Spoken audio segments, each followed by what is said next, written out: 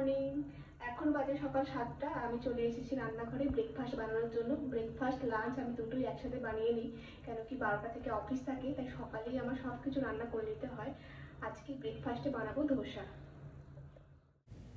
আমি চেষ্টা করি উইকে 7 দিন 7 রকম ব্রেকফাস্ট বানানোর। এতে খেতে ভালো লাগে, আবার হেলথও ভালো থাকে। তবে সবসময় চেষ্টা করি কুইক রেসিপি বানানোর, যেহেতু টাইমটা খুব কম। ধোসা চটজলদি বানানো যায়, তবে এর ব্যাটার বানানোর প্রসেসটা একটু লেন্দি। ব্রেকফাস্ট বানানো কমপ্লিট, এবার খেয়ে নিয়ে লাঞ্চ বানাবো। ফ্রিজে কিছু পার্শে মাছ ছিল, ওটাই আজ লাঞ্চে জিরে পোস্ততে রান্না করব। মাছগুলো ভালো করে ভেজে তুলে রাখবো। এরপর জিরে পোস্তর পেস্টটা কড়াইতে একটু জিরে ফোড়ন দিয়ে দেব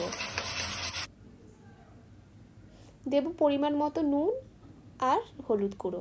এরপর গরম জল দিয়ে ভালো করে মশলা কষিয়ে কড়াইতে গরম জল দিয়ে দেব। এরপর ঝোল ফুটে এলে মাছগুলো দিয়ে দেব। মাছগুলো দিয়ে আমি কিছুক্ষণ ঝোলটা জ্বালাবো।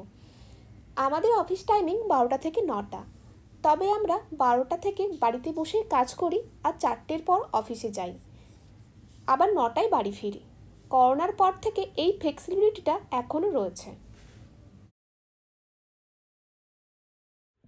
এই যে এখন রেডি হলাম, এবার অফিস যেতে হবে।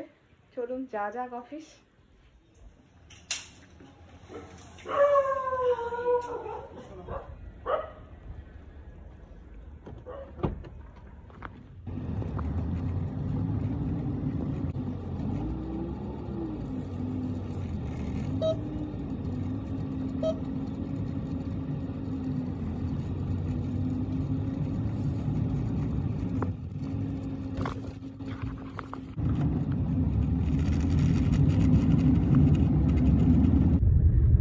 অফিস থেকে ফিরে এসে আবার রাতের বেলায় দেখা হবে।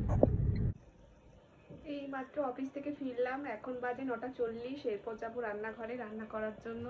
চলুন যাওয়া যাক। সকালে মাছের ঝোল ভাত খেয়েছিলাম, তো এখন মনে হচ্ছে একটু নিরামিষ রান্না বান্নাই করি। গৃহিণীদের একটাই চিন্তা, সকালে কি রান্না করব, দুপুরে কি রান্না করব, রাতে কি রান্না করব। চলুন কিছু একটা রান্না করা যাক।